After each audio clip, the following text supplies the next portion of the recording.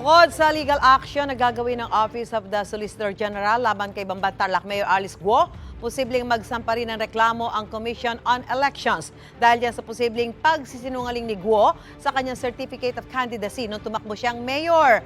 May unang balita si Sandra Aguinaldo. Ngayong linggo na ihahain ng Solicitor General ang legal na aksyon laban kay suspended Bamban Mayor Alice Guo. Naghihintay na lang daw sila ng certified na kopya ng ebidensyang natagpuan kamakailan. Ayon kay Solicitor General Menardo Guevara, wala nang ibinigay na detalye ang Solicitor General.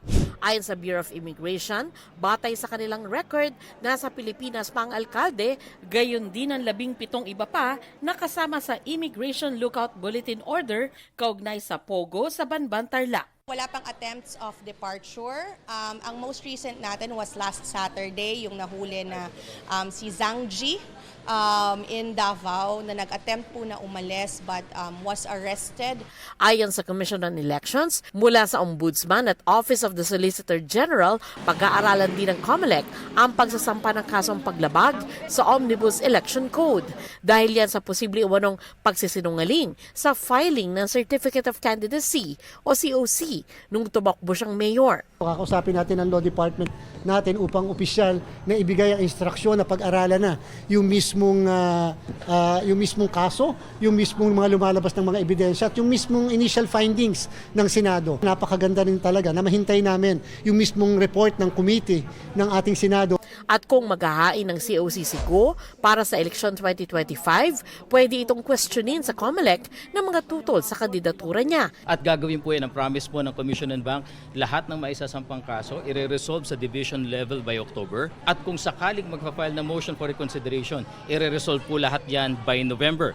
At pag ang imprenta po natin ng balota at ang configuration ng makina, mag-start tayo December, malinis na. Hindi rin daw magagamit kay Guo ang condonation doctrine o Aguinaldo doctrine.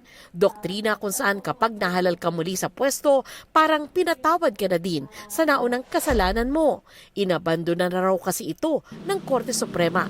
Yung pong Aguinaldo Doctrine ay nabaliwala na po sa kaso ng Binay versus the Court of Appeals. More than 8 years na hindi nila inabandon na yung doctrine ng Aguinaldo condonation ruling. So hindi na unless ibalik ulit ng Supreme Court dahil logical naman yung decision na yon ng Aguinaldo ruling.